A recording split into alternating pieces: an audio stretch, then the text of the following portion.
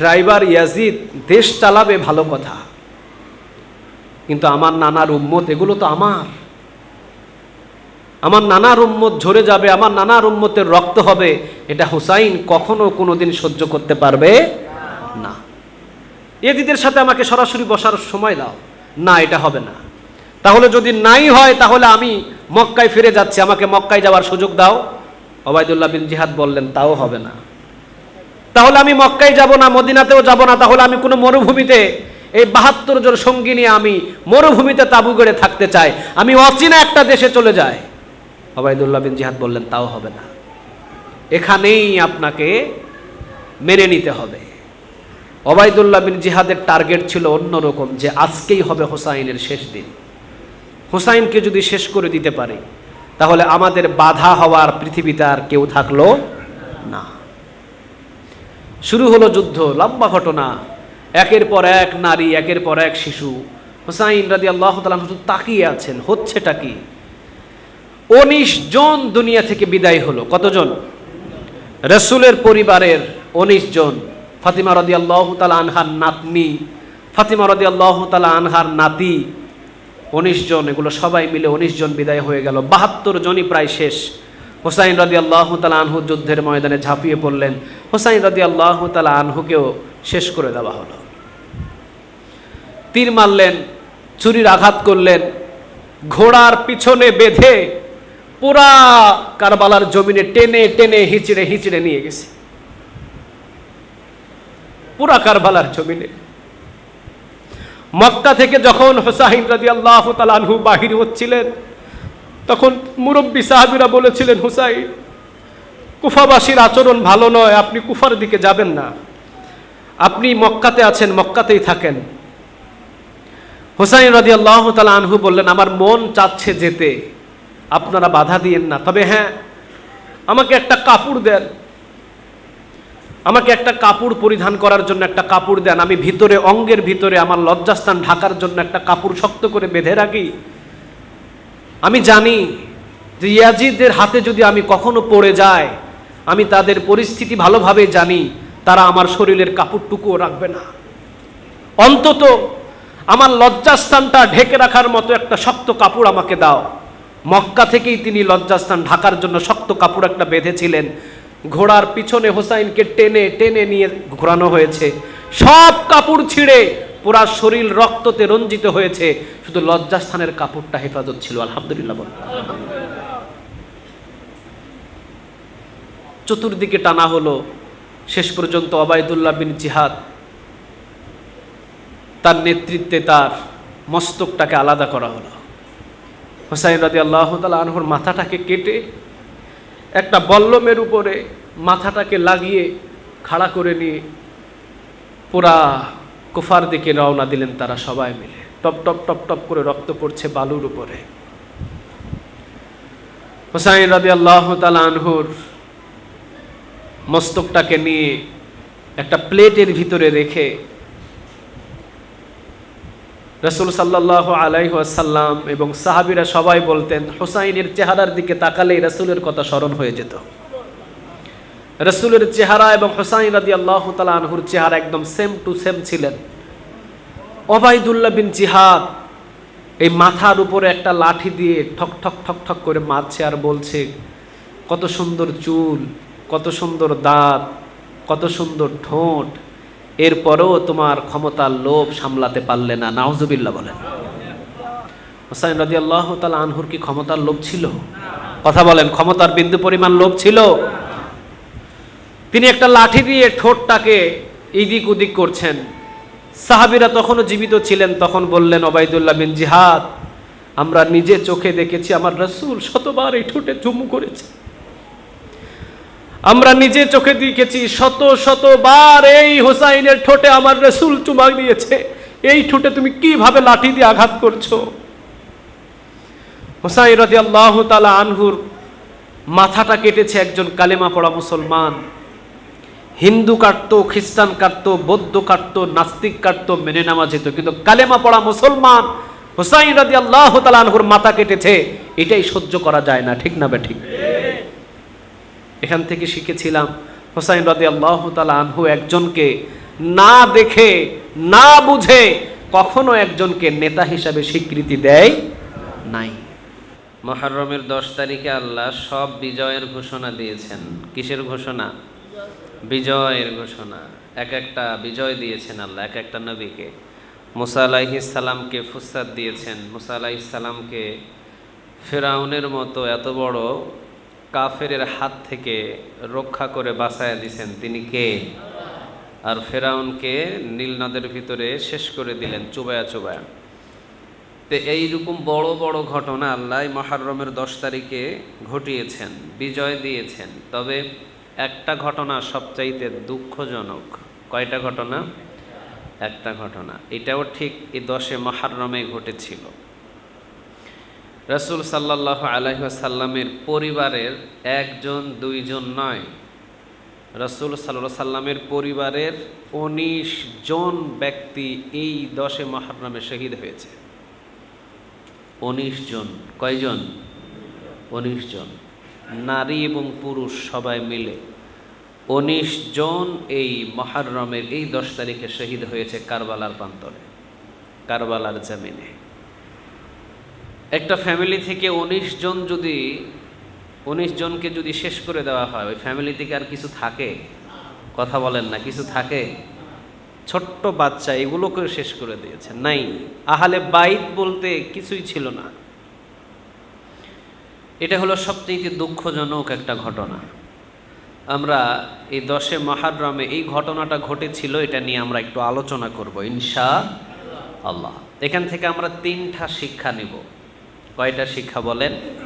3টা শিক্ষা নিব ইনশাআল্লাহ।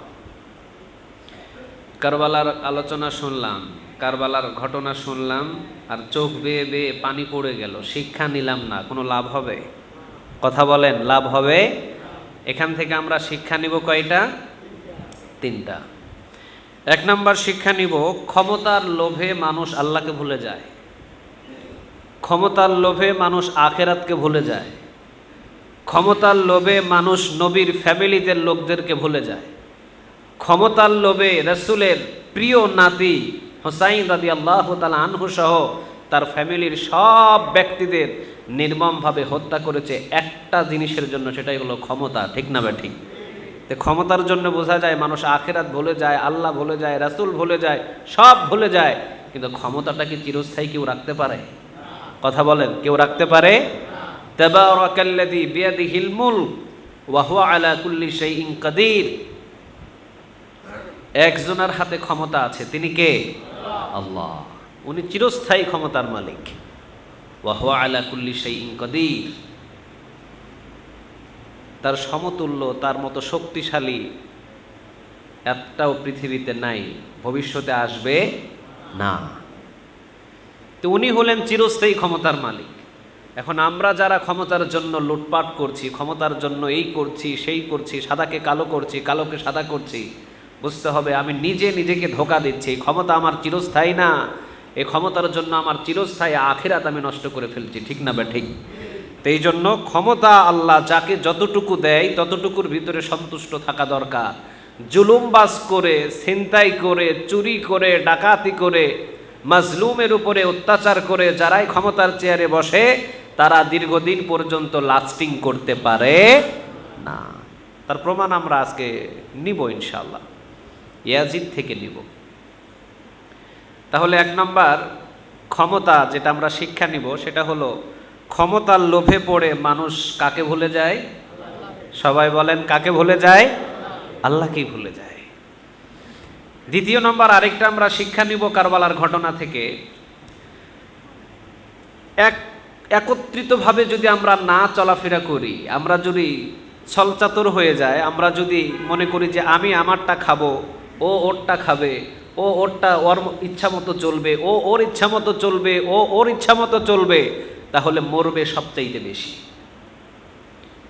মসজিদে যেভাবে একভাবে জামাত হয়, মসজিদে যেভাবে আল্লাহু আকবার বললে সবাই সেজদায় যায়, মসজিদে যেভাবে সামি আল্লাহু লিমান হামিদা বললে যেভাবে রুকু থেকে দাঁড়ায়, কাবার চত্বরের ভিতরে ইমাম সাহেব যখন আল্লাহু আকবার বলে, যখন সবাই তাকবীর বেঁধে বুকের সাথে হাত বাঁধে, ঠিক ওই রকম ভাবে যদি আমরা পৃথিবীর সমস্ত মুসলমান একনিষ্ঠভাবে সবার দিকে তাকিয়ে আল্লাহকে রব মেনে যদি কোনো দিকে ঝাঁপিয়ে পড়তাম, বিজয় আমাদের হাতেই চলে আসতো, ঠিক না বেঠিক? এই ভুলটা ছিল সবচাইতে বড় হলো কুফাবাসীদের। আমরা সেটাও আলোচনার ভিতরে আমাদের চলে আসবে ইনশাআল্লাহ। কুফাবাসীদের প্রবলেম ছিল একটাই, তারা একনিষ্ঠ হতে পারে নাই। মানুষ ছিল অসংখ্য মানুষ, হুসাইনের পক্ষে ছিল তারা, কিন্তু 15 আর 20 জনকে যখন মেরে গাছের সাথে লটকিয়ে ফেলেছিল ইয়াজিদ, এই 15-20 জনের মৃত্যু দেখে 18,000-এরও বেশি মুসলিম ভয়ে থর থর থর থর করে কেঁপেছিল। কিন্তু ইয়াজিদের সৈন্য তো বেশি ছিল না, কুফাবাসীরা ছিলেন বেশি। কুফাবাসী যদি একত্রিত হয়ে সবাই যদি ঝাঁপিয়ে পড়তো ইয়াজিদের সামনে, ওয়াল্লাহি আল্লাহর কসম, সেই দিন কুফাবাসীদের বিজয় ঘনিয়ে আসতো, ঠিক না বেঠিক? কিন্তু কুফাবাসী তা করে নাই। ওরা মনে করেছে সর্বনাশ, জান বাঁচায়, আগে জান বাঁচায়। ওই যে একত্রিত ছিল না বিধায় সব কিছু এলোমেলো হয়েছিল। তে একষ্ঠভাবে একনিষ্ঠভাবে যদি মুসলিম না চলাফেরা করে, মুসলিম যদি একা একাই চলাফেরা করে, মরবে বেশি না কম? সবাই বলেন, বেশি না কম? আমরা এটাও আলোচনা আসবো। তৃতীয় নাম্বার, আমরা কারবালার ঘটনা থেকে একটা শিক্ষা নিব, সেটা হলো মাথা দিয়েছেন কিন্তু কোনো জালিমকে নেতা হিসাবে স্বীকার করে নাই। হুসাইন রাদিয়াল্লাহু তাআলা আনহু নিজের মস্তক দিয়েছেন, নিজের গদ্দানটা কাটা হয়েছে, ওনাকে বলা হয়েছিল ইয়াজিদকে নেতা হিসাবে মেনে নেন, আপনাকে ছেড়ে দেওয়া হবে। উনি বলছেন না, কোনো জালিমকে এই হুসাইন রাদিয়াল্লাহু তাআলা আনহু নেতা হিসাবে মানতে পারে না। তে জীবন দিতে প্রস্তুত আছে, কিন্তু কোনো জালিমের কাছে মাথা নত করতে প্রস্তুত নাই। এটাই হলো মুমিনের পরিচয়, ঠিক না বেঠিক? এই তিনটা শিক্ষা আজকে আমরা আর কারবালার আলোচনা থেকে নিব ইনশাআল্লাহ। তবে আগে জানবো রাসূল সাল্লাল্লাহু আলাইহি ওয়াসাল্লাম দুইজনকে বেশি ভালোবাসতেন, খেলার সাথী ছিলেন তারা। একজনের নাম হাসান আর একজনের নাম হুসাইন রাদিয়াল্লাহু তাআলা আনহু। খুবই বেশি ভালোবাসতেন। কোন কোন মুফাসসির বলেন অসংখ্য জায়গায়, শরীরের এমন কোনো জায়গা বাকি ছিল না যে রাসূল সাল্লাল্লাহু আলাইহি ওয়াসাল্লাম এই দুইটা নাতিকে চুম্বন করতে বাকি রেখেছিলেন। প্রতিটা জায়গায় রাসূল চুম্বন করেছেন, গালে করেছেন, ঠোঁটে করেছেন, কানে করেছেন, গলায় করেছেন, বুকে করেছেন। রাসূলের কাঁধে, রাসূলের কাকে চড়েই তারা দুইজনা মানুষ হয়েছে। রাসূল সাল্লাল্লাহু আলাইহি ওয়াসাল্লাম একদিন নামাজরত অবস্থায় হুসাইন রাদিয়াল্লাহু তাআলা আনহু তিনি রাসূলের কাঁধের উপরে চললেন, আর হাসান রাদিয়াল্লাহু তাআলা আনহু তিনি পিছন থেকে ঠেলছেন। আসরের নামাজ, রাসূল মাথা তুলে হুসাইন চেপে ধরে, রাসূল মাথা তুলতে চায়, হুসাইন চেপে ধরে। পিছনে তো অসংখ্য মুসল্লি, সবাই নামাজে চিন্তা করলো, কি রে, রাসূল তো আসর নামাজের সেজদা এত লম্বা কোনোদিন করে নাই, কি রাসূল কি অসুস্থ হয়ে গেল নাকি? আসর নামাজের হঠাৎ করে সেজদাটা এত লম্বা হয়ে গেল কেন? আল্লাহ রাসূল সাল্লাল্লাহু আলাইহি ওয়াসাল্লাম যতক্ষণ সেজদা না উঠাবে ততক্ষণ কি সাহাবীরা সেজদা উঠাতে পারবে? কথা বলেন, পারবে না। হুসাইন রাদিয়াল্লাহু তাআলা আনহু তিনি যখনই নানা মাথা ওঠানোর জন্য চেষ্টা করে, রাসূল সাল্লাল্লাহু আলাইহি ওয়াসাল্লামের গদ্দানটাকে আবার নিচের দিকে চেপে ধরে। রাসূল চেষ্টা করে, হুসাইন রাদিয়াল্লাহু তাআলা আনহু নিচের দিকে চেপে ধরে। পিছন থেকে হাসান শুধু নাম রাসূলকে ঠেলা দেয়।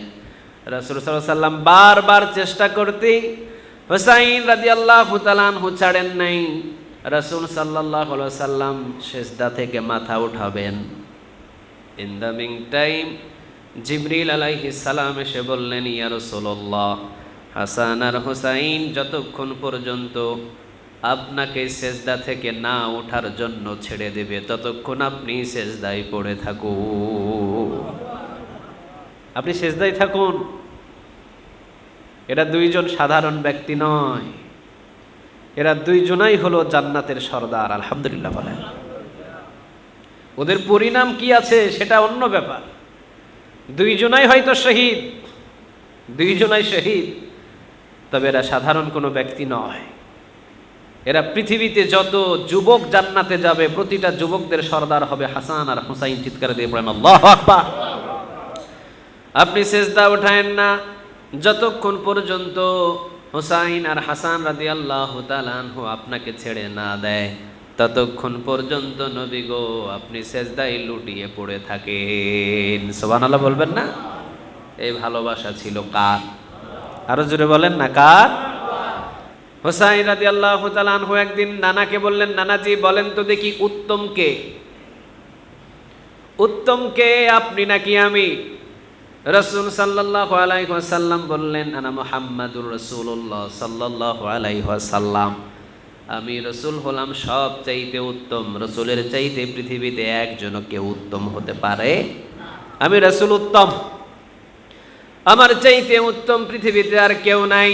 আমি হলাম ইমামুল মুরসালিন, ইমামুল মুত্তাকিন, খাতামুন নবীন। আমি হলাম সকল নবীদের নবী, আমি হলাম সকল রসুলদের রসুল। সুবহানাল্লাহ বলবেন না? আমি হলাম শেষ নবী। এসেছি পৃথিবীতে সবার পরে, কিন্তু সম্মান সবার আগে দিয়েছেন তিনি কে? সম্মানের দিক দিয়ে কিন্তু আমি উচ্চ মাকামে, কিন্তু এসেছি পৃথিবীতে সবার পরে, সম্মান মর্যাদা আমাকে দিয়েছেন তিনি কে? আমি উত্তম। হুসাইন রাদিয়াল্লাহু তাআলা আনহু তিনি বললেন, না না, আপনি উত্তম না, আপনার চাইতে আমি উত্তম। রাসূল সাল্লাল্লাহু আলাইহি ওয়াসাল্লাম বললেন, না, তুমি উত্তম হতে পারো না আমার চাইতে, আমি উত্তম। সাহাবীগুলো দাঁড়ানো, সব সাহাবীগুলো রাগান্বিত। রাসূল সাল্লাল্লাহু আলাইহি ওয়াসাল্লামের সাথে কারো তুলনা চলে না। পৃথিবীতে সবার সাথে তুলনা চলে, কিন্তু রাসূলের সাথে পৃথিবীর কারো তুলনা চলে? কথা বলেন না কেন চলে? সৌন্দর্য সবচেয়ে বেশি করে বানাইছেন তিনি কে? আরো জোরে বলেন, তিনি কে?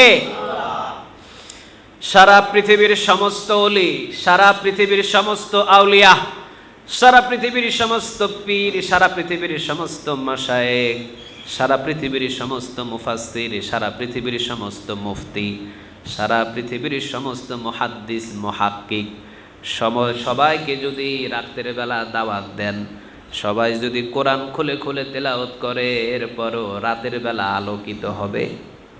কথা বলেন না কেন, আলোকিত হবে? কিন্তু আমার রাসূল পা রাখতে দেরি হবে, অমাবস্যার রাত হলেও পূর্ণিমার মতো আলোকিত করে দিবেন তিনি কে? কি সৌন্দর্য ছিলেন আমার রাসূল। আম্মা জান আয়েশা রাদিয়াল্লাহু তাআলা আনহা তিনি বলতেন, তোমাদের ঘরে চারাক বাতি জ্বালিয়ে আলোকিত করতে হয়, কিন্তু আমার ঘরে কোনোদিন চারাক বাতি আমি জ্বালাই নাই। রাসূল পা রাখতে দেরি, আমার ঘরটাকে আলোকিত করে দেয় তিনি কে? আম্মা জান আয়েশা রাদিয়াল্লাহু তাআলা আনহা তিনি বলতেন, তোমাদের দিন হয় সূর্যের আলো, তোমাদের ঘর হয় সূর্যের আলোতে দিন, আর আমার দিন শুরু হয় মাগরিব নামাজের পরে। সুবহানাল্লাহ বলেন। তোমাদের দিন ফজর নামাজের পরে, আর আমি আয়েশা রাদিয়াল্লাহু তাআলা আনহার দিন শুরু হয় মাগরিব নামাজের পরে। মানে তোমাদের ঘরটা আলোকিত হয় ফজর নামাজের পরে সূর্য উঠলে, আর আমার ঘর আলোকিত হয় মাগরিবের নামাজের পরে রাসূল প্রবেশ করলে। সুবহানাল্লাহ, কি সৌন্দর্য চেহারা! পৃথিবীর কেউ তুলনা করতে পারে নাই রাসূলের সাথে। আলী রাদিয়াল্লাহু তাআলা আনহু রাগান্বিত হলেন, হুসাইন এত বড় সাহস পাইলি কই, যার সাথে পৃথিবীর আমরা কোনোদিন কারো তুলনা করি নাই, যেই রাসূলের জন্য কলিজার তাজা রক্ত ঢালতে পারলে সমস্ত সাহাবীরা খুশি হয়, ওই রাসূলের সাথে তুলনা তোর এত বড় সাহস দিল কে? এক থাপ্পড়। কয়টা দিছে? সবাই বলেন কয়টা? এক থাপ্পড়ে ঠোঁটের কানি কেটে যখন রক্ত পড়ছে, রাসূল সাল্লাল্লাহু আলাইহি ওয়াসাল্লাম নিষেধ করলেন, আলী আমার হোসাইন রে মেরো না। হোসাইন রাদিয়াল্লাহু তাআলা আনহুকে বুকের সাথে জড়িয়ে নিয়ে বললেন, না না, তোর বাবার উপরে রাগ করিস না, যেহেতু আমি মুহাম্মদ সাল্লাল্লাহু আলাইহি ওয়াসাল্লাম হলাম উত্তম। সাহাবীরা ওইটা জানে, আমার সাথে যদি কেউ তুলনা করে আমি যতটা রাগান্বিত হই, তার চাইতে বেশি রাগান্বিত হয় আমার সাহাবীরা। সুবহানাল্লাহ। কারণ সাহাবীদের প্রতি রাসূলের ভালোবাসা বেশি না কম? সবাই বলেন বেশি না কম? আমাদের ভিতরে রাসূলের ভালোবাসা বেশি না কম? লা ইউমিনু আহাদুকুম হাত্তা আকুনা আহাব্বা ইলাইহি মিন ওয়ালিদিহি ওয়া ওয়ালাদিহি ওয়ান নাসি আজমাইন। যতক্ষণ পর্যন্ত রাসূলকে সব কিছুর চাইতে বেশি না ভালোবাসতে পারবেন, ততক্ষণ পর্যন্ত আপনি কখনো মুমিনের খাতায় নাম লেখানো সম্ভব নয়। এই জন্য রাসূলকে জীবনের চাইতে বেশি ভালোবাসা দরকার। আলী রাদিয়াল্লাহু তাআলা আনহু বললেন, নবী আপনি তাকে ছেড়ে দেন, আমি তাকে উচিত জবাব দিই। কত বড় সাহস হয়েছে, রাসূলের মুখে মুখে তর্ক করে আর বলে, রাসূল আপনি বলেন তো দেখি, আপনি উত্তম নাকি আমি উত্তম? নবী গো আপনি তাকে ছেড়ে দেন, সারা জীবনের মতো আজকে আমি তাকে সাইজ করে দিই। রাসূল বললেন, না, যে হুসাইনকে কষ্ট দিবে সে আমি রাসূলকে কষ্ট দিবে, কারণ আমার কলিজার দুইটা নাতি, আমি জানি আমার নাতির পরিস্থিতিগুলো ভবিষ্যতে কেমন হবে। আমার উম্মতের জন্য আমার এই দুইটা নাতি কোরবান হবে, আমার উম্মতের জন্য আমার এই দুইটা নাতি শহীদ হবে। হুসাইনকে কেউ কষ্ট দিও না। রাসূল সাল্লাল্লাহু আলাইহি ওয়াসাল্লাম বলছেন, না না, আর কোনোদিন এইরকম কথা তুই বলবি না। হুসাইন রাদিয়াল্লাহু তাআলা আনহু তিনি বলছেন, নানাজি ছোট হতে পারি, যুক্তি ছাড়া কোনো কথা বলি না। ছোট হতে পারি, যুক্তি ছাড়া কোনো কথা বলি না, আমি উত্তম। রাসূল সাল্লাল্লাহু আলাইহি ওয়াসাল্লাম বললেন, কেমনে তুমি উত্তম? হুসাইন রাদিয়াল্লাহু তাআলা আনহু তিনি বললেন, নানাজি আপনি বলেন তো দেখি, আপনি বলেন দেখি আপনার নানির নাম কি?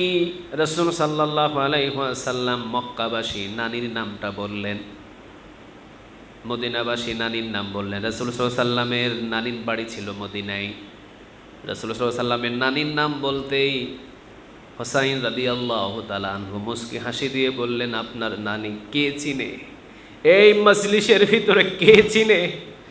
এই মজলিসের ভিতরে আপনার নানিকে আজ পর্যন্ত কেউ চিনে না। তবে আপনি আমার নানিকে চিনেন নাকি? যেই নানিকে স্বয়ং সালাম জানিয়েছেন একজন, তিনি কে? আমার নানিকে চিনেন আপনি? খাদিজা রাদিয়াল্লাহু তাআলা আনহা এত সম্মানিত, এত উচ্চ মাকামের মানুষ ছিলেন তিনি। আল্লাহ রাব্বুল আলামিন খাদিজা রাদিয়াল্লাহু তাআলা আনহাকে সর্বপ্রথম মহিলাদের ভিতরে সালাম জানিয়েছেন। সুবহানাল্লাহ বলেন। এত সম্মান আর এত মর্যাদা দিয়েছেন, অন্ধকার কবরের আযাবটারেও মাফ করে দিয়েছেন তিনি কে? আমার মতো নানি আপনি পান নাই। রাসূল বললেন, ঠিক আছে যাও, একদিক দিয়ে তুমি উচ্চ। হুসাইন রাদিয়াল্লাহু তাআলা আনহু তিনি বললেন, না শেষ হয় নাই, দ্বিতীয় নাম্বার বলেন দেখি আপনার দাদার নাম কি? তৃতীয় নাম্বারে বললেন, বলেন দেখি আপনার বাবার নাম কি? এরপরে বলছেন, আপনার মায়ের নাম কি? রাসূল সাল্লাল্লাহু আলাইহি ওয়াসাল্লাম বলছেন, আমার বাবার নাম হলো আব্দুল্লাহ, আমার মায়ের নাম হলো আমিনা। কোথাকার আব্দুল্লাহ, কোথাকার আমিনা? জান্নাতে প্রবেশ করবে কি করবে না এইটা জানি না, কিন্তু আমার মাকে জান্নাতের সরদারিনী বানানো হয়েছে। আমার বাবা শেরে আলী যাকে বলা হয়, কাফেরদের জন্য বাগ করে আল্লাহ রাব্বুল আলামিন যাকে বানিয়েছেন, দুনিয়াতে 3 থেকে 4 নম্বরে জান্নাতের সুসংবাদ দিয়েছেন, তিনি কে? এমন বাবা আপনি পান নাই। সুবহানাল্লাহ বলবেন না? এমন বাবা আপনি পান নাই। চতুর্থ নাম্বার বলেন দেখি আপনার নানার নাম কি? রাসূল সাল্লাল্লাহু আলাইহি ওয়াসাল্লাম বললেন, আমার নানার নাম ওহাব জহুরি। হুসাইন রাদিয়াল্লাহু তাআলা আনহু বললেন, না, ওহাব জহুরি ভালো কথা, কিন্তু কে চিনে? এই ওহাব জহুরিকে কে চিনে? আপনি আমার নানাকে চিনেন নাকি? আমার নানা কিয়ামতের ময়দানে সেজদা না তোলা পর্যন্ত বিচারের কাজ আল্লাহ শুরু করবে না।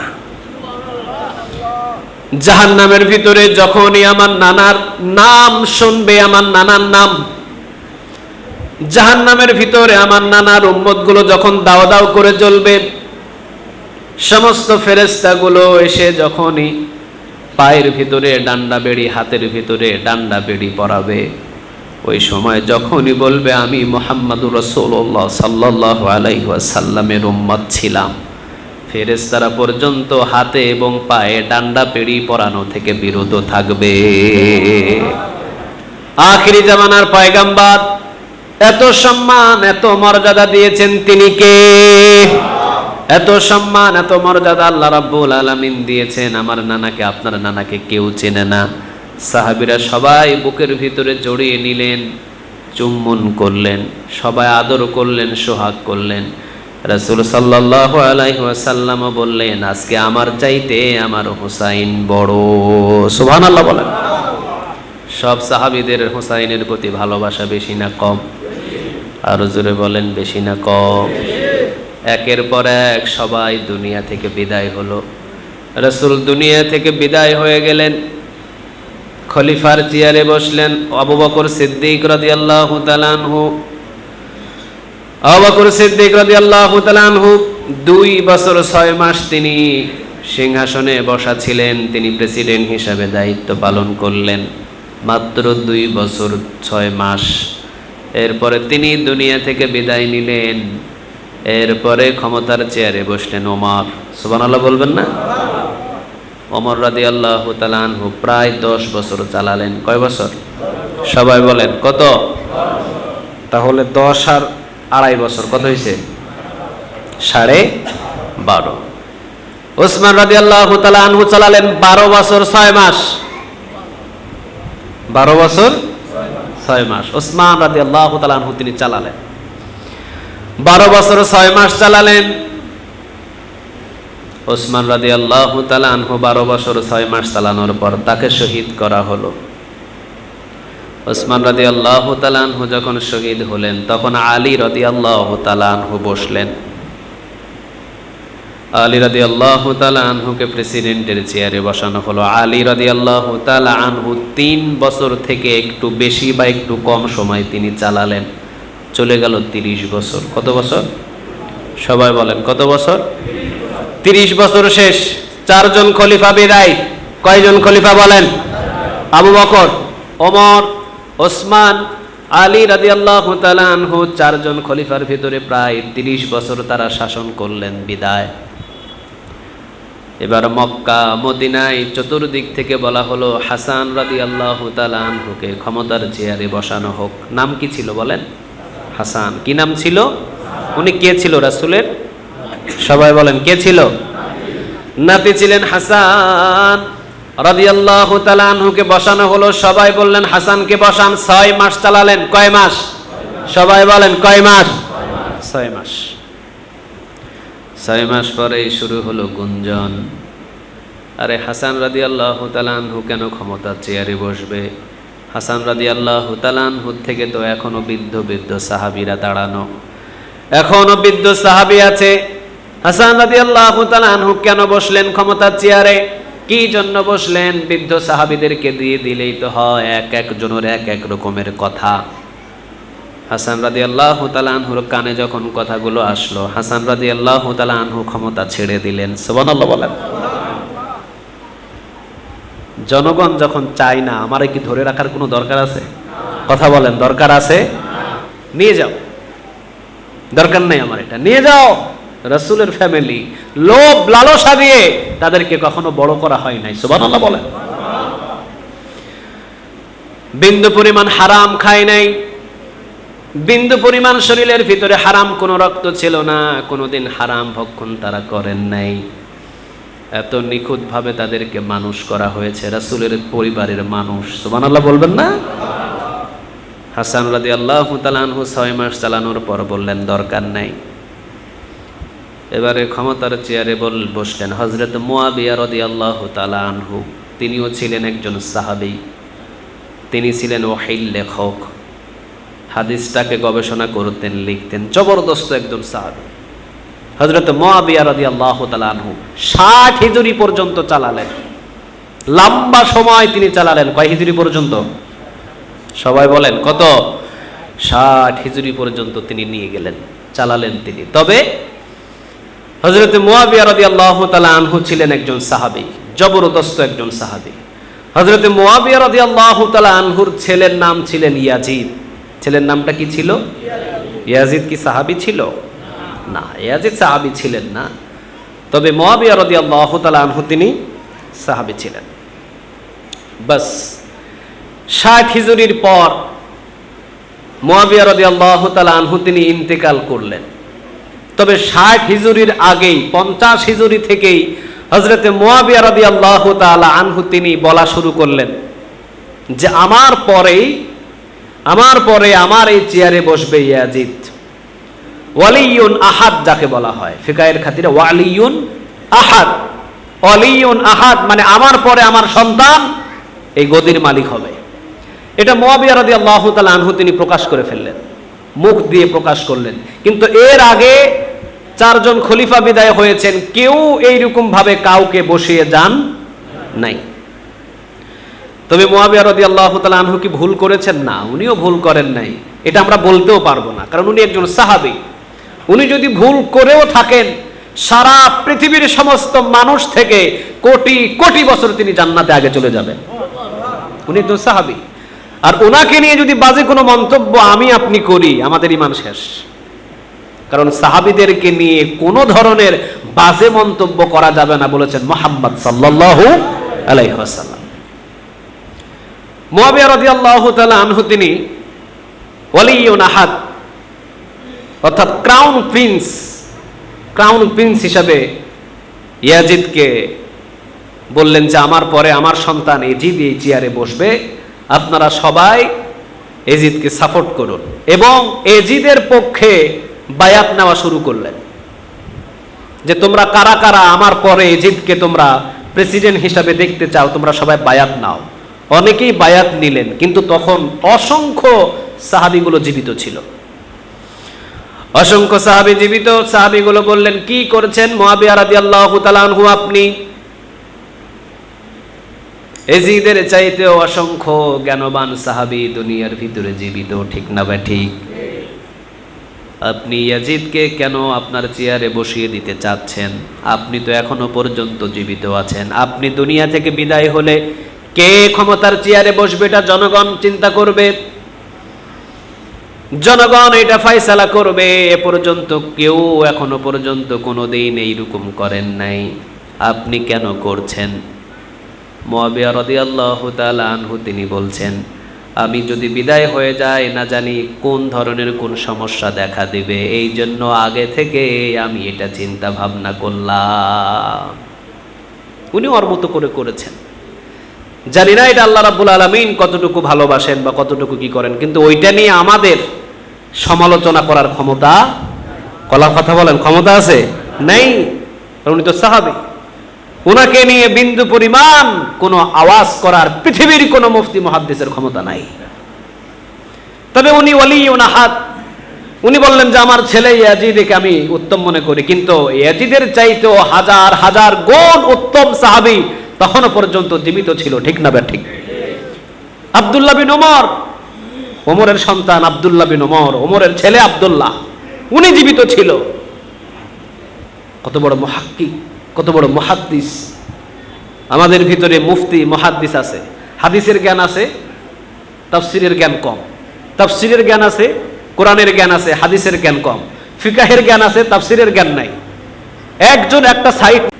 কিন্তু আব্দুল্লাহ বিন মুবারক, কিন্তু আব্দুল্লাহ বিন ওমর রাদিয়াল্লাহু তাআলা আনহু, ওমরের সন্তান, তার এত জ্ঞান ছিল, সমস্ত জড়িতভাবে যত জ্ঞান সব এই ওমরের ছেলে আব্দুল্লাহর ছিল। সুবহানাল্লাহ বলেন। এত বড় মুহাক্কিক একজন ব্যক্তি ছিলেন ওই জামানার ভিতরে জীবিত। কোথায় ইয়াজিদ আর কোথায় ওমরের ছেলে আব্দুল্লাহ? সবাই বলছেন এখনো পর্যন্ত জীবিত অসংখ্য সাহাবীগুলো জীবিত আছে, সাহাবীর সন্তানগুলো জীবিত আছে। হুসাইন রাদিয়াল্লাহু তাআলা আনহু এখনো জীবিত আছে। আপনি কেন আপনার ছেলেকে দিয়ে যাচ্ছেন? উনি কোনো কথা বললেন না এটা নিয়ে। আর ওয়ালিউন আহাদ হিসাবে সবাইকে বললেন, আমার ছেলে আমার পরে ক্রাউন প্রিন্স হবে, আমার ছেলে আমার আগামীর ভবিষ্যতে গভর্নর হবে, তোমরা সবাই আমার ছেলের হাতে বায়াত হও। উনি বায়াত নেওয়া শুরু করলেন। এই যে শুরু হলো গন্ডগোল, কেউ বলে বায়াত নিব, কেউ বলে বায়াত নিব না, কেউ বলে এজিদকে বায়াত নিব, কেউ বলে এজিদকে বায়াত নিব না, এজিদকে কেউ বলে গভর্নর মানব, কেউ বলে মানব না। শুরু হয়ে গেল দণ্ড বিতণ্ড। কয়েকবার দামেস্ক শহর থেকে হযরতে মুআবিয়া রাদিয়াল্লাহু তাআলা আনহু তিনি আসলেন, মক্কায় আসলেন, মদিনায় আসলেন, সফরে আসলেন। তিনি মক্কা মদিনার ভিতরে সবাইকে বোঝাতে চাইলেন যে আমার ছেলে ইয়াজিদকে আপনারা আমার পরে গভর্নর হিসাবে নিন, কিন্তু মক্কা মদিনার কোনো ব্যক্তি এটাকে সাপোর্ট করে নাই। তিনি বলছেন না, এত জবরদস্ত সাহাবীগুলো জীবিত আছে, আমরা এটা পারবো না। কারণ এ পর্যন্ত আবু বকর সিদ্দিক রাদিয়াল্লাহু তাআলা আনহু যখন ইন্তেকাল করেন, তখন আবু বকর সিদ্দিক রাদিয়াল্লাহু তাআলা আনহুর পুত্র সন্তান ছিল কি ছিল না? কথা বলেন, ছিল কি ছিল না? কিন্তু না, উনি ওনার পুত্র সন্তানকে দেন নাই। উনি বলেছেন, আমার পুত্র সন্তান যতটুকু যোগ্যতামান তার চাইতে যোগ্যতামান এখনো পর্যন্ত দুনিয়াতে জীবিত আছে।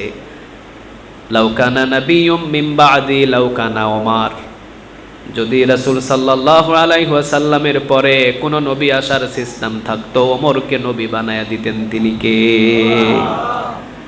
আমি আবু বকর মনে করি ওমরের চাইতে আমার পরে এই চেয়ারে বসার, সম্মানিত এই চেয়ারে বসার এত সম্মানী ব্যক্তি আর একটাও নাই। আমি মনে করি ওমর রাদিয়াল্লাহু তাআলা আনহুই যথেষ্ট। সমস্ত সাহাবীরা বললেন, আবু বকর আপনি যা বলেছেন ওটাতেই আলহামদুলিল্লাহ। উনি বলেন নাই যে ওমরকে বসিয়ে দিলাম, না, উনি বলেছেন আমার পরে ওমরের চাইতে শ্রেষ্ঠ ব্যক্তি আমি আর একটাও দেখছি না। উনি শুধু এতটুকু বলেছেন। নিজের ছেলেকে ইচ্ছা করলে বসিয়ে দিতে পারতেন, ঠিক না ব্যাঠিক?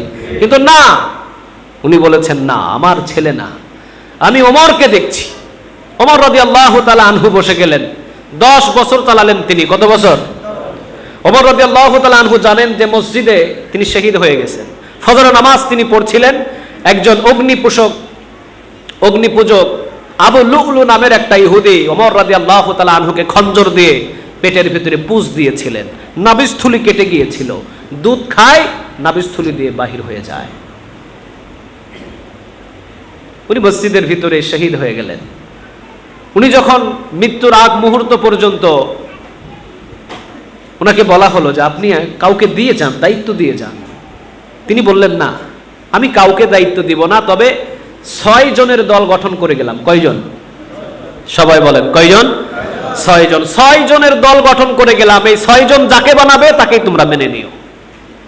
তার ভিতরে ওসমান আছে, আলী আছে, এই সবার ভিতরে 6 জনের একটা দল গঠন করে দিয়ে গেলেন তিনি। যেই 6 জনকে বলে গেলাম, এই 6 জনের ভিতরে যাকে ভোট দেবে, অর্থাৎ যাকে বানাতে চাইবে, তোমরা তাকেই গভর্নর হিসাবে বানাই নিও, কিন্তু আমার ছেলে আব্দুল্লাহ বিন ওমর রাদিয়াল্লাহু তাআলা আনহুকে তোমরা বানাতে পারবে না। সুবহানাল্লাহ বলেন। কত বড় ইনসাফ! আমার ছেলে হতে পারবে না, আমি নিষেধ দিলাম, তোমরা সবাই ভোট দিলেও আমার ছেলে হবে না, এটা আমি কেটে দিয়ে গেলাম। আমার ছেলেকে কখনো বানায় না। সুবহানাল্লাহ বলেন। শান্তি ছিল, অফুরন্ত শান্তি ছিল।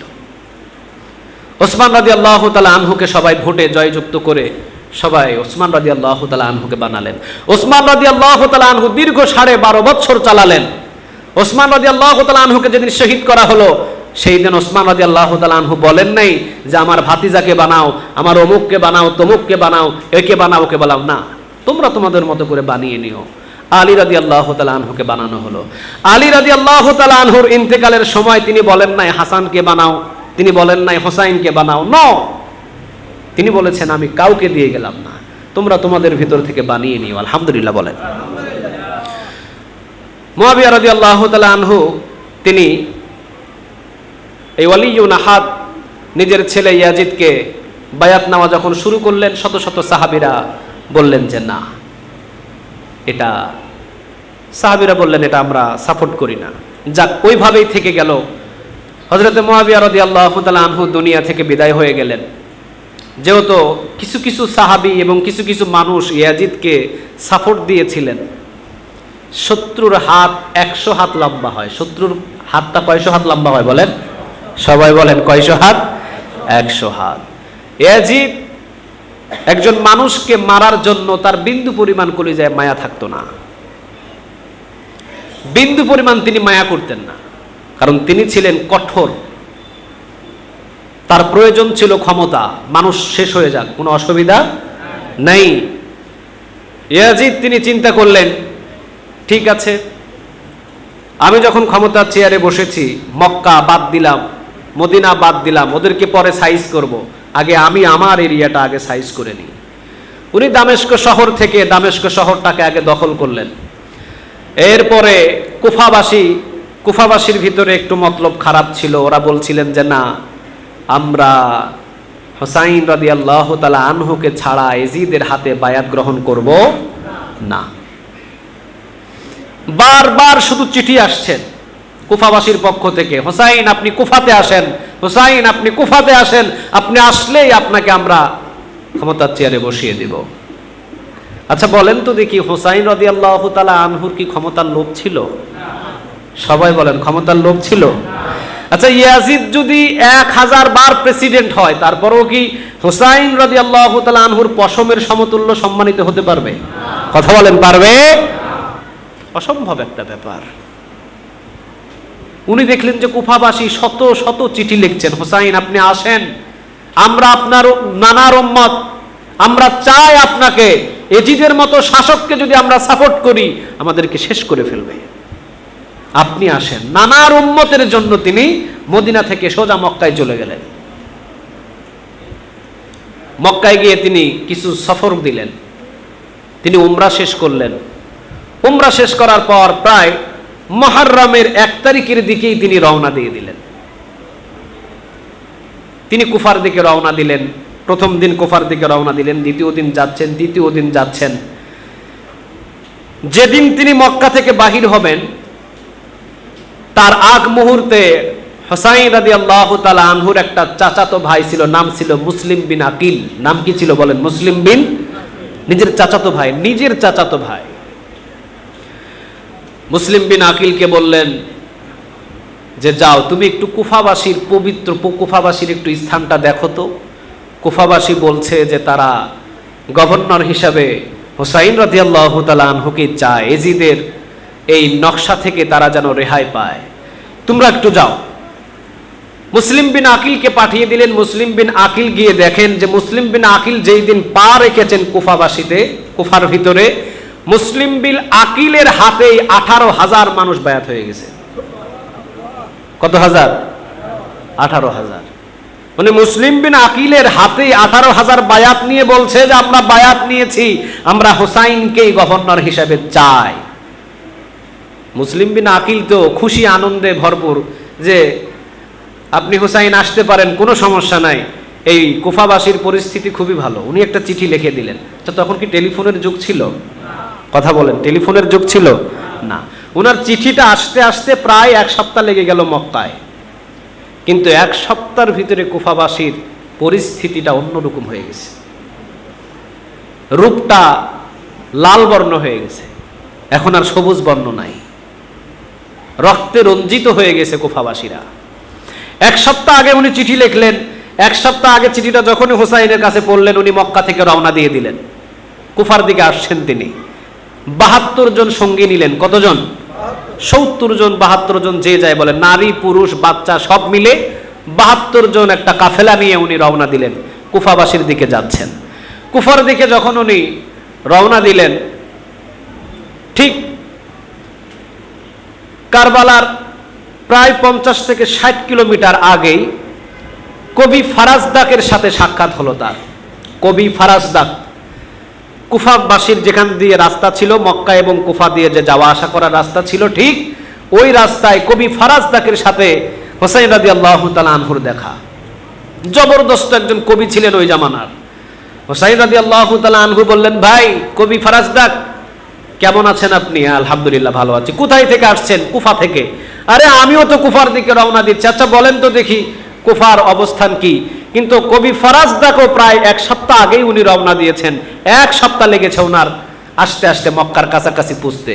কবি ফারাজদাক বলছেন যে পুরো কুফাবাসী আপনার জন্য পাগল, কোনো অসুবিধা নাই। পুরো কুফাবাসী শুধু হুসাইন আর হুসাইন। ইয়াজিদকে তারা মানতেই চায় না, আপনি গেলেই সেখানে হয়তো আপনাকে তারা স্বীকৃতি দিয়ে দেবে।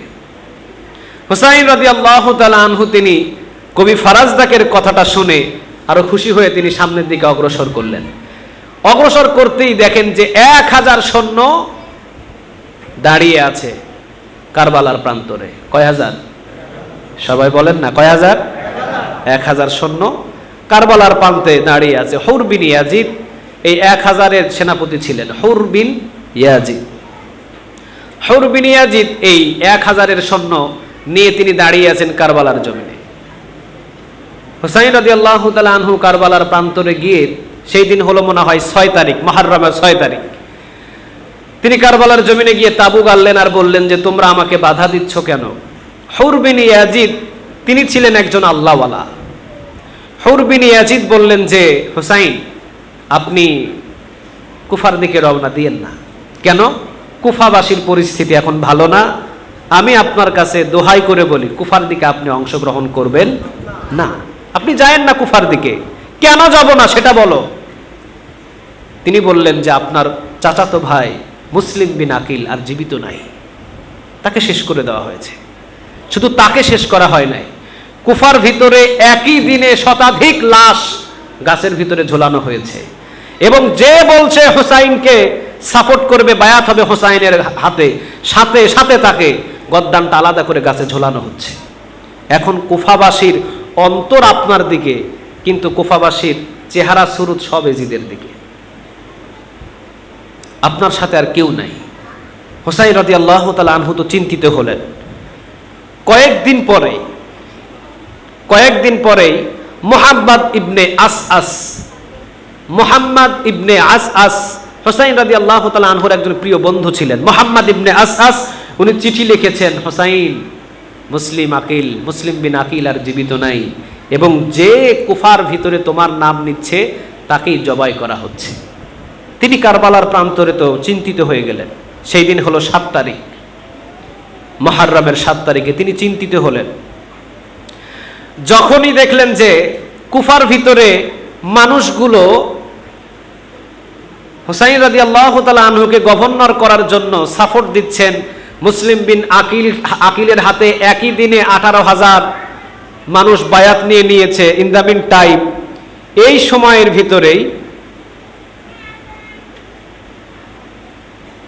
ইয়াজিদ কুফাবাসীর গভর্নর যিনি ছিলেন নোমান ইবনে বাশির রাদিয়াল্লাহু তাআলা আনহু, জবরদস্ত একজন সাহাবী ছিলেন, মুরব্বী সাহাবী ছিলেন। চিন্তা করে দেখেন, রাসূলের সাহাবী নোমান ইবনে বাশির রাদিয়াল্লাহু তাআলা আনহু, উনি ছিলেন কুফার গভর্নর। ইয়াজিদ বললেন নোমান ইবনে বাশিরকে টেনে হিচড়ে তার চেয়ার থেকে নামিয়ে ওই জায়গাতে উবাইদুল্লাহ বিন জিহাদকে বসিয়ে দাও। সবাই প্রশ্ন করলেন, কেন নোমান ইবনে বাশিরকে নামাতে হবে, উবাইদুল্লাহ বিন জিহাদকে কেন বসাতে হবে? ইয়াজিদ বললেন, নোমান ইবনে বাশির যতক্ষণ পর্যন্ত ক্ষমতার চেয়ার যে কুফায় বসে থাকবে ততক্ষণ পর্যন্ত কুফাবাসী আমাকে সাপোর্ট করবে না। নোমান ইবনে বাশির জবরদস্ত একজন সাহাবী, তাকে টেনে হিচড়ে নামিয়ে ফেলা হলো, তার ক্ষমতা নিয়ে নেওয়া হলো। ওই জায়গায় উবাইদুল্লাহ বিন জিহাদকে বসিয়ে দেওয়া হলো এই স্বার্থে বসিয়ে দেওয়া হলো যে উবাইদুল্লাহ বিন জিহাদ, তোকে আমি কুফার গভর্নর বানাবো, কুফার গভর্নর আমি তোকে বানিয়ে দিব, তবে হ্যাঁ, হুসাইনের নাম যে বলবে সাথে সাথে তার গদ্দানটাকে শেষ করে দেয়। উবাইদুল্লাহ বিন জিহাদ গভর্নর হওয়ার স্বপ্ন পেয়ে গেলেন। সাথে সাথে তিনি মানুষের রক্ত নিয়ে খেলা শুরু করলেন। মুসলিম বিন আকিলকে মারলেন, সবাইকে মেরে শেষ করে দিয়েছেন। এখন নোমান ইবনে বাশির রাদিয়াল্লাহু তাআলা আনহু যে কুফার গভর্নর ছিলেন, সেটাও মুহাম্মদ ইবনে আসআস তিনি চিঠির ভিতরে লিখে দিয়েছেন, হুসাইন, আপনি যে কুফা শহরের ভিতরে আসছেন, কুফার যে গভর্নর ছিল নোমান ইবনে বাশির, তিনি একজন সাহাবী, তিনি এখন আর কুফার গভর্নর নয়, তাকে নামিয়ে দেওয়া হয়েছে, তিনি এখন সাধারণ পাবলিক, তার জীবন নিয়ে শুরু হয়েছে টানাটানি। এখন কুফার গভর্নর হিসাবে নিযুক্ত করা হয়েছে উবাইদুল্লাহ বিন জিহাদকে। আর উবাইদুল্লাহ বিন জিহাদ তিনি হলো ইয়াজিদের মতোই একজন প্রাসান্ত ব্যক্তি। হুসাইন রাদিয়াল্লাহু তাআলা আনহু চিন্তিত হলেন, আরেকদিন অপেক্ষা করলেন। 8 মুহররম হলো। কত মুহররম? 8 মুহররম হলো। তখন তিনি চিন্তিত হলেন, হুর বিন ইয়াজিদকে বললেন, তোমরা 1000 সৈন্য ছড়াও, আমি 72 জন নিয়ে আমি দেখি যাই কুফাবাসীর দিকে, আমার নানার উম্মত কষ্ট করবে আর আমি কারবালার জমিনের ভিতরে বসে থাকবো, এটা হতে পারে না, আমি যাবই ওই দিকে। হুসাইন রাদিয়াল্লাহু তাআলা আনহু তিনি রওনা দিবেন। হুর বিন ইয়াজিদ তিনি বললেন, না, আপনি ওই দিকে যেতে পারবেন না, কারণ আমি আপনাকে জীবনের চাইতে বেশি ভালোবাসি। সুবহানাল্লাহ বলেন, আমি আপনাকে জীবনের চাইতে বেশি ভালোবাসি। হুর বিন ইয়াজিদ তিনি হুসাইন রাদিয়াল্লাহু তাআলা আনহুকে বললেন, আপনি চলে যান, আপনি কারবালার জমিন থেকে চলে যান। তিনি বললেন, না, কুফাবাসী আমার নানার উম্মতগুলো এত কষ্ট করছে, আর আমি এই জায়গার ভিতরে বসে থাকবো না, আমি একটু যাই, আমাকে যেতে দাও। হুর বিন ইয়াজিদ বললেন, না আপনি যেতে পারবেন না, আপনি গেলে আপনাকেও রাখবে না। In the meantime Obaidullah bin Jihad 4000 সৈন্য নিয়ে কারবালার জমিনে হাজির। কয় হাজার? সবাই বলেন। আগে ছিল কয় হাজার, এখন হয়েছে কয় হাজার, মোট হলো কয় হাজার? ওবায়দুল্লাহ বিন জিহাদ বললেন, 5000 সৈন্যর সেনাপতি আমি ওবায়দুল্লাহ বিন জিহাদ। হুসাইন রাদিয়াল্লাহু তাআলা আনহুকে তিনি জোরে জোরে বললেন, এই হুসাইন, আপনার সময় শেষ। এই মুহূর্তের ভিতরে আপনাকে, হুসাইন রাদিয়াল্লাহু তাআলা আনহু আপনাকে বলছি, আমি ইয়াজিদকে আপনি গভর্নর হিসাবে মেনে নেবেন। যতক্ষণ পর্যন্ত ইয়াজিদকে গভর্নর হিসাবে না মানবেন, ততক্ষণ পর্যন্ত আপনাকে আমরা ছাড়ব। জোরপূর্ব যখন করলেন, হুর বিন ইয়াজিদ 1000 সৈন্যর যে সেনাপতি এসেছিলেন, তিনি দৌড় দিয়ে চলে গেলেন হুসাইন রাদিয়াল্লাহু তাআলা আনহুর কাফেলার ভিতরে গিয়ে বললেন, হুসাইন রাদিয়াল্লাহু তাআলা আনহু, আপনি আমাকে মাফ করে দেন। আমি 1000 সৈন্য নিয়ে এসেছিলাম ঠিক আছে, কিন্তু আমি ইয়াজিদকেও ভালোবাসি না, আমি ওবায়দুল্লাহ বিন জিহাদকেও ভালোবাসি না, আমি ভালোবাসি মুহাম্মাদুর রাসূলুল্লাহ। আমি জানি এখন আমার কি পরিস্থিতি হবে, কারণ আমি ওই সেনাপতি থেকে এখন আমি আপনার দলের ভিতরে এসেছি, তাদের কলিজায় আমি আঘাত দিয়েছি, সর্বপ্রথম আমাকেই তারা টার্গেট করবে। তবে হ্যাঁ, আমি যদি আপনার জন্য, রাসূলের পরিবারের জন্য যদি জীবন দিয়ে যেতে পারি, কিয়ামতের দিন আমাকে সফলতা দান করবেন তিনি কে? আলহামদুলিল্লাহ বলেন। হুর বিন ইয়াজিদ তিনিও শহীদ হয়েছেন সেখানে। তিনি আসলেন হুসাইন রাদিয়াল্লাহু তাআলা আনহুর কাছে। ওবায়দুল্লাহ বিন জিহাদ ওই পার্শ্বে থেকে বললেন, হুসাইন, আর কোনো সুযোগ নাই, আর কোনো সুযোগ নাই। সেদিন 8 অথবা 9 মুহররম, আর কোনো সুযোগ নাই। সাথে সাথে ফোরাত নদীর পানি বন্ধ করে দেওয়া হলো, পানিও নাই। চিন্তিত পেরেশান, লম্বা ঘটনা। চিন্তিত পেরেশান হুসাইন রাদিয়াল্লাহু তাআলা আনহু চিন্তা করলেন, আমার পরিবার পরিজন সবাইকে নিয়ে যখন এতটাই ফিতনা সৃষ্টি হচ্ছে, ঠিক আছে, ইয়াজিদ যখন দেশ চালাচ্ছে চালাক, কোনো অসুবিধা নেই। সবাই যদি ইয়াজিদকে চায়, ইয়াজিদকে সবাই মানুক, তবে অন্তত আমাকে ইয়াজিদের কাছে পৌঁছিয়ে দাও, আমি ইয়াজিদের সাথে সরাসরি কথা বলে। কয়, না, আপনি ইয়াজিদের কাছে যেতে পারবেন না, এই জায়গায় আপনাকে ইয়াজিদকে গভর্নর হিসাবে মানতে হবে এবং লিখিত দিতে হবে। হুসাইন বললেন, না, এটা আমার পক্ষে সম্ভব নয়, আমি তার সাথে ফেস টু ফেস কথা বলতে চাই, আগে আমার কিছু শর্ত আছে, কারণ আমার নানার উম্মতকে নিয়ে এটা টানাহিচড়া করবে, আর আমি হুসাইন জীবিত থাকতে এটা কখনো সহ্য করতে পারবো না। ড্রাইভার যখন রং গাড়ি ড্রাইভ করে বাসের ভিতরে, আপনারা বাস দেখছেন না? আচ্ছা, বাসের ভিতরে যদি বাসের ড্রাইভার রং ড্রাইভ করে, এই দিকে ওই দিকে কাটকুট দিয়ে চালায়, বাসের যে প্যাসেঞ্জারগুলো থাকে ওরা কি ড্রাইভারকে সতর্ক করে? কথা বলেন, সতর্ক করে? একটু মেজাজ গরম পাওয়ারফুল লোক থাকলে কি বলে, এই ড্রাইভার গাড়ি থামা, এক ধাপ আর গাড়ি চালাবি না। কেন বলে? কি জন্য বলে? কারণ গাড়ি তোর, কিন্তু জীবন তো আমার, ঠিক না বে ঠিক? গাড়ি তোর, তোর গাড়ি অ্যাক্সিডেন্ট হলে নষ্ট হবে, কিন্তু সাথে সাথে আমার জীবনটা তো চলে যাবে। গাড়ি থামা। হুসাইন রাদিয়াল্লাহু তাআলা আনহুর চিন্তা ছিল যে ড্রাইভার ইয়াজিদ দেশ চালাবে, ভালো কথা, কিন্তু আমার নানার উম্মত, এগুলো তো আমার নানার উম্মত ঝরে যাবে, আমার নানার উম্মতের রক্ত হবে, এটা হুসাইন কখনো কোনোদিন সহ্য করতে পারবে না। ইয়াজিদের সাথে আমাকে সরাসরি বসার সময় দাও। না, এটা হবে না। তাহলে যদি নাই হয়, তাহলে আমি মক্কায় ফিরে যাচ্ছি, আমাকে মক্কায় যাওয়ার সুযোগ দাও। ওবায়দুল্লাহ বিন জিহাদ বললেন, তাও হবে না। তাহলে আমি মক্কায় যাব না, মদিনাতেও যাব না, তাহলে আমি কোনো মরুভূমিতে এই 72 জন সঙ্গী নিয়ে আমি মরুভূমিতে তাঁবু গড়ে থাকতে চাই, আমি অচেনা একটা দেশে চলে যাই। ওবায়দুল্লাহ বিন জিহাদ বললেন, তাও হবে না, এখানেই আপনাকে মেনে নিতে হবে। ওবায়দুল্লাহ বিন জিহাদের টার্গেট ছিল অন্যরকম, যে আজকেই হবে হুসাইনের শেষ দিন। হুসাইনকে যদি শেষ করে দিতে পারে, তাহলে আমাদের বাধা হওয়ার পৃথিবীতে আর কেউ থাকলো না। শুরু হলো যুদ্ধ, লম্বা ঘটনা, একের পর এক নারী, একের পর এক শিশু হুসাইন রাদিয়াল্লাহু তাআলা আনহু তাকিয়ে আছেন, হচ্ছেটা কি? 19 জন দুনিয়া থেকে বিদায় হলো। কতজন? রাসূলের পরিবারের 19 জন। ফাতিমা রাদিয়াল্লাহু তাআলা আনহার নাতনি, ফাতিমা রাদিয়াল্লাহু তাআলা আনহার নাতি, 19 জন। এগুলো সবাই মিলে 19 জন বিদায় হয়ে গেল। 72 জনই প্রায় শেষ। হুসাইন রাদিয়াল্লাহু তাআলা আনহু যুদ্ধের ময়দানে ঝাঁপিয়ে পড়লেন। হুসাইন রাদিয়াল্লাহু তাআলা আনহুকেও শেষ করে দেওয়া হলো। তীর মারলেন, ছুরির আঘাত করলেন, ঘোড়ার পিছনে বেঁধে পুরা কারবালার জমিনে টেনে টেনে হিচড়ে হিচড়ে নিয়ে গেছে। পুরা কারবালার জমিনে। মক্কা থেকে যখন হুসাইন রাদিয়াল্লাহু তাআলা আনহু বাহির হচ্ছিলেন, তখন মুরব্বী সাহাবীরা বলেছিলেন, হুসাইন, কুফাবাসীর আচরণ ভালো নয়, আপনি কুফার দিকে যাবেন না, আপনি মক্কাতে আছেন, মক্কাতেই থাকেন। হুসাইন রাদিয়াল্লাহু তাআলা আনহু বললেন, আমার মন চাচ্ছে যেতে, আপনারা বাধা দিয়েন না, তবে হ্যাঁ, আমাকে একটা কাপড় দেন, আমাকে একটা কাপড় পরিধান করার জন্য একটা কাপড় দেন, আমি ভিতরে, অঙ্গের ভিতরে আমার লজ্জাস্থান ঢাকার জন্য একটা কাপড় শক্ত করে বেঁধে রাখি।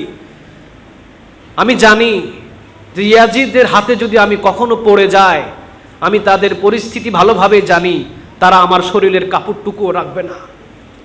অন্তত আমার লজ্জাস্থানটা ঢেকে রাখার মতো একটা শক্ত কাপড় আমাকে দাও। মক্কা থেকেই তিনি লজ্জাস্থান ঢাকার জন্য শক্ত কাপড় একটা বেঁধেছিলেন। ঘোড়ার পিছনে হোসাইনকে টেনে টেনে নিয়ে ঘোরানো হয়েছে, সব কাপড় ছিঁড়ে পুরা শরীর রক্ততে রঞ্জিত হয়েছে, শুধু লজ্জাস্থানের কাপড়টা হেফাজত ছিল। আলহামদুলিল্লাহ বল। চতুর্দিকে টানা হলো, শেষ পর্যন্ত ওবায়দুল্লাহ বিন জিহাদ তার নেতৃত্বে তার মস্তকটাকে আলাদা করা হলো। হুসাইন রাদিয়াল্লাহু তাআলা আনহুর মাথাটাকে কেটে একটা বল্লমের উপরে মাথাটাকে লাগিয়ে খাড়া করে নিয়ে পুরা কুফার দিকে রওনা দিলেন তারা সবাই মিলে। টপ টপ টপ টপ করে রক্ত পড়ছে বালুর উপরে। হুসাইন রাদিয়াল্লাহু তাআলা আনহুর মস্তকটাকে নিয়ে একটা প্লেটের ভিতরে রেখে রাসূল সাল্লাল্লাহু আলাইহি ওয়াসাল্লাম এবং সাহাবীরা সবাই বলতেন, হুসাইনের চেহারার দিকে তাকালেই রাসূলের কথা স্মরণ হয়ে যেত। রাসূলের চেহারা এবং হুসাইন রাদিয়াল্লাহু তাআলা আনহুর চেহারা একদম সেম টু সেম ছিলেন। ওবায়দুল্লাহ বিন জিহাদ এই মাথার উপরে একটা লাঠি দিয়ে ঠক ঠক ঠক ঠক করে মারছে আর বলছে, কত সুন্দর চুল, কত সুন্দর দাঁত, কত সুন্দর ঠোঁট, এরপরেও তোমার ক্ষমতার লোভ সামলাতে পারলে না। নাউজুবিল্লাহ বলেন। হুসাইন রাদিয়াল্লাহু তাআলা আনহুর কি ক্ষমতার লোভ ছিল? কথা বলেন, ক্ষমতার বিন্দু পরিমাণ লোভ ছিল? তিনি একটা লাঠি দিয়ে ঠোঁটটাকে এদিক ওদিক করছেন। সাহাবীরা তখনও জীবিত ছিলেন, তখন বললেন, ওবায়দুল্লাহ বিন জিহাদ, আমরা নিজে চোখে দেখেছি আমার রাসূল শতবার এই ঠোঁটে চুমু করেছে, আমরা নিজে চোখে দেখেছি শত শতবার এই হুসাইনের ঠোঁটে আমার রাসূল চুমা দিয়েছে, এই ঠোঁটে তুমি কিভাবে লাঠি দিয়ে আঘাত করছো? হুসাইন রাদিয়াল্লাহু তাআলা আনহুর মাথাটা কেটেছে একজন কালেমা পড়া মুসলমান। হিন্দু কাটতো, খ্রিস্টান কাটতো, বৌদ্ধ কাটতো, নাস্তিক কাটতো, মেনে নেওয়া যেত, কিন্তু কালেমা পড়া মুসলমান হুসাইন রাদিয়াল্লাহু তাআলা আনহুর মাথা কেটেছে, এটাই সহ্য করা যায় না। ঠিক না বে ঠিক? এখান থেকে শিখেছিলাম হুসাইন রাদিয়াল্লাহু তাআলা আনহু একজনকে না দেখে না বুঝে কখনো একজনকে নেতা হিসাবে স্বীকৃতি দেয় নাই। আর কুফাবাসী 18,000 একই জায়গার ভিতরে বায়াত নিলেন, কিন্তু যখন মার শুরু হলো এখন আর 18 জনকেও খুঁজে পাওয়া গেল না। একত্রিত ছিলেন না তারা, ইমানের ভিতরে একটু 19-20 ছিল। আর ইয়াজিদ ক্ষমতার লোভে এমন একটা পরিবারে ছুরি চালালেন যেটা স্বয়ং নারাজ হয়েছেন তিনি কে? আল্লাহ।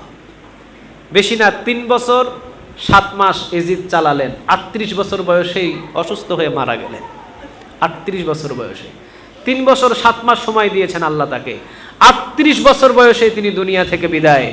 রাসূল সাল্লাল্লাহু আলাইহি সাল্লামের নাতি হুসাইন রাদিয়াল্লাহু তাআলা আনহুর যে গর্দান কেটেছিল, 3 মাসের ভিতরে পাগল হয়ে উলঙ্গ হয়ে বেরিয়ে বেরিয়ে হাঁটতে হাঁটতে তাকে পথের ভিতরে মরতে হয়েছে। আর যতজন সৈন্য হুসাইন রাদিয়াল্লাহু তাআলা আনহু এবং রাসূল সাল্লাল্লাহু আলাইহি ওয়াসাল্লামের পরিবারের বিরুদ্ধে অস্ত্র ঝরেছিল কারবালার জমিনের ভিতরে, একজনও 1 বছরের বেশি আর বাঁচতে পারে নাই। কার আযাব এগুলো? আরো জোরে চিৎকার দিয়ে বলেন কার? আল্লাহ। আল্লাহ এগুলো থেকে আমাদের শিক্ষা দান করুক, আমরা বলি আমিন। আরেকবার জোরে বলেন আমিন। চলে গেলেন হুসাইন রাদিয়াল্লাহু তাআলা আনহু বিদায় হয়ে। তবে এই জায়গা থেকে আমরা কিছু শিক্ষা নেওয়ার চেষ্টা করব ইনশাআল্লাহ। 10 মুহররমে রোজা থাকবো তো? কয়টা রোজা করব? সবাই বলেন কয়টা? 9, 10 অথবা 10, 11। কয় বছরের গুনাহ আল্লাহ মাফ করবে? সবাই বলেন কয় বছর? 1 বছর। আল্লাহ আমাদের সবাইকে কবুল করুক, আমরা বলি আমিন।